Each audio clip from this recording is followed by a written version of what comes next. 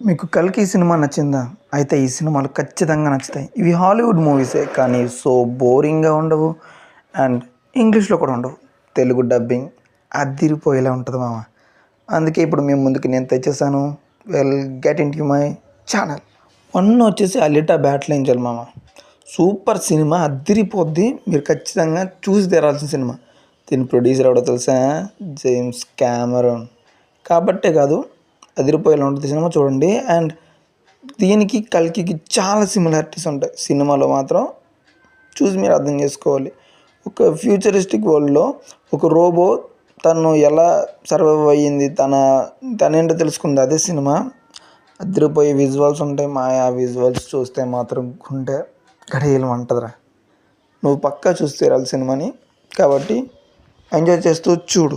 And 'అలిటా battle ఏంజెల్‌కి' మన 'కల్కికి' చాలా similarities. అసలు ఇన్స్పైర్ అయ్యేదేమో మన నాగేశ్వరన్ అనిపించేలా చాలా సిమిలారిటీస్ ఉంటాయి. ఇంచుమించు సేమ్ స్టోరీ లైన్ అనిపిస్తూ ఉంటుంది. కానీ అక్కడ బడ్జెట్ తెలిసిందే కదా బాసు. చాలా ఎక్కువ పెట్టేస్తారు బడ్జెట్. పైగా జేమ్స్ కామెరూన్ మామూలుడా అవతారాలు తీసినోడు. కాబట్టి లుక్ వేసేయండి బాసు ఆ సినిమాని. సెకండ్ వన్ వచ్చేసి 'మార్టల్ ఇంజిన్స్' అదిరిపోయే సినిమా. Super cinema. ఎందుకంటే నేను థియేటర్లో చూసిన బెస్ట్ ఎక్స్పీరియన్స్ అని చెప్పొచ్చు. అది అంత బాగా ఎంజాయ్ చేశాను 3Dలో. ఇటువంటి సినిమా నువ్వెప్పుడు థియేటర్లో చూసావు? అది తెలుగులో అంటావా? నేను పనికిమాలిన బస్సు అన్నీ చూస్తాను నేను. ఏం చేస్తాం మరి. కానీ ఈ సినిమా అయితే మంచిగా ప్లాట్ స్లోగా స్టార్ట్ అయ్యి ఎత్తుకెళ్ళిపోద్ది సినిమా.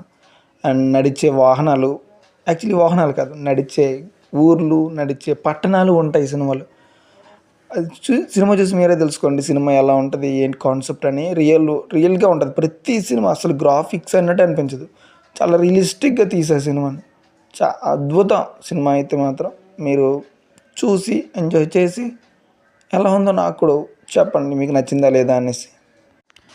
ఇంకా మూడోది వచ్చేసి 'బ్లేడ్ రన్నర్ 2049'.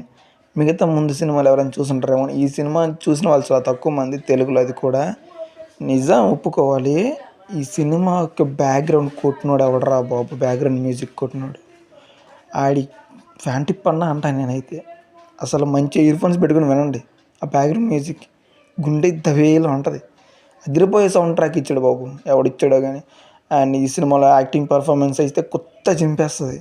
ఈ సినిమా కొంచెం స్లోగా అనిపిస్తుంటుంది చాలామందికి, but worth watch it cinema.